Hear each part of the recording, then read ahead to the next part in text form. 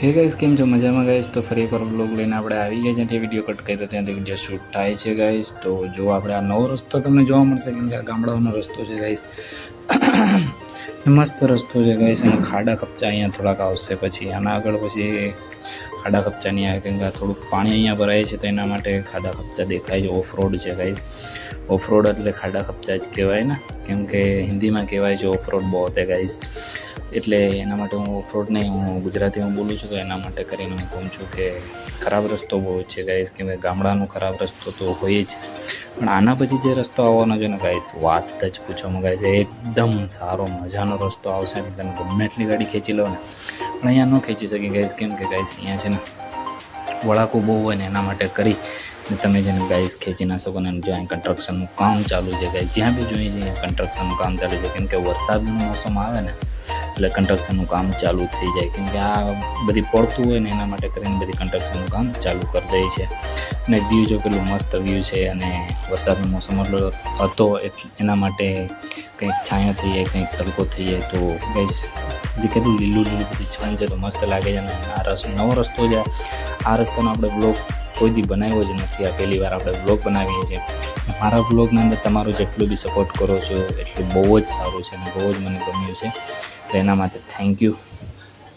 અને આવો જ સપોર્ટ તમારા ભાઈને તમે કરો તો તમારો ભાઈ આનાથી સરસ સરસ વિડીયો લઈ આવશે. અને જો આપણે હમણાં જ વાત કરતા હતા ને કે ભાઈ આટલી તમે ગાડી ફાસ્ટ ન ચલાવી શકો, રસ્તો છે મસ્તીનો, પણ તમે એટલી ગાડી અહીંયા ફાસ્ટ ન ચલાવી શકો, કેમ કે એટલો રસ્તો પડાકવાળો છે ને. તો જો આ ખેતર જો કેટલું ચોખ્ખું ખેતર છે, મસ્ત ખેતર છે. ને અહીંયા સાઈડમાં જોજો એ ભાઈ ઘાસ ફૂસ ઉગી છે, બરોબર દેખાતું નથી, કેમ કે ગોપરો હોત તો ઠીકઠાક દેખાતું, પણ તમારા ભાઈને તમે સપોર્ટ કરતા રહો, તમારો ભાઈ જલ્દીથી ગોપરો લઈ આવશે. કેમ કે તમારો ભાઈ પ્લાન કરે જ છે, ગોપરોનો પ્લાન કરવાનું છે, કેમ કે ગોપરો લેવાનો છે. કેમ કે મોબાઈલ લગાડવાથી શું છે કે હેલ્મેટના અંદરના વજન વધી જાય છે, એના કારણે વજન વધી જાય છે, તો એના કારણે યાર હેલ્મેટના અંદર દબાવ આવે છે, તો માથાના અંદર પ્રેશર આવે.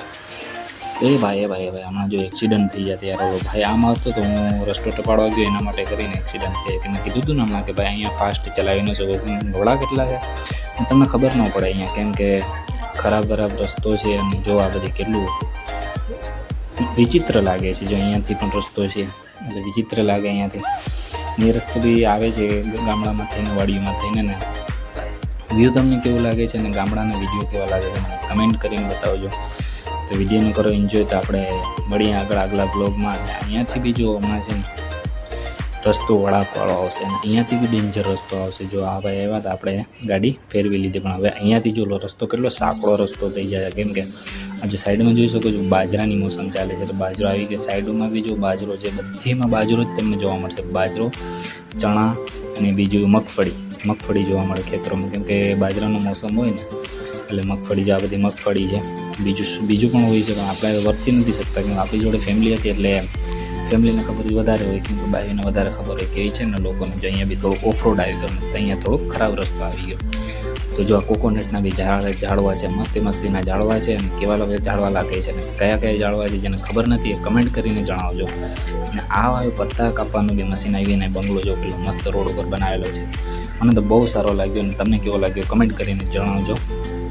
અને જો આપણે હમણાં વાત કરતા હતા કે ભાઈ ઓફ રોડ છે, ખરાબ રસ્તા નથી, પણ અહીંયા છે ને વળાંકવાળા રસ્તા બહુ છે, એટલે તમે ફાસ્ટ બાઇક ચલાવી ન શકો. જો તમને ફાસ્ટ બાઇક ચલાવવાનો શોખ હોય ને, તમારો એક્સિડન્ટ થાય તો તમે ફાસ્ટ બાઇક ચલાવો. આપણે એક્સિડન્ટ કરવાનો નહોતો, અને આપણી જોડે વધારે ફેમિલી જ હોય છે, એના માટે કરીને આપણે વધારે ફેમિલીવાળા જ બ્લોગ હોય છે.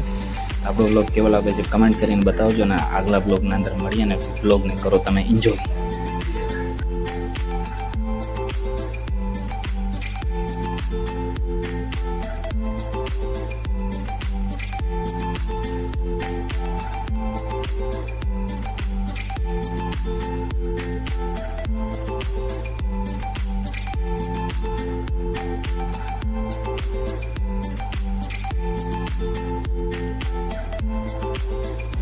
તો ગાઈઝ બ્લોગના અંદર નવા છો તો બ્લોગ સારું લાગે તો લાઈક કરજો, ચેનલ પર નયા હો તો ચેનલને સબસ્ક્રાઈબ કરજો, અને બેલ આઇકન દબાવતા ના ભૂલતા. અને બ્લોગ કેવો લાગ્યો કમેન્ટ કરીને જણાવજો. ચાલો મળીએ આગલા બ્લોગમાં.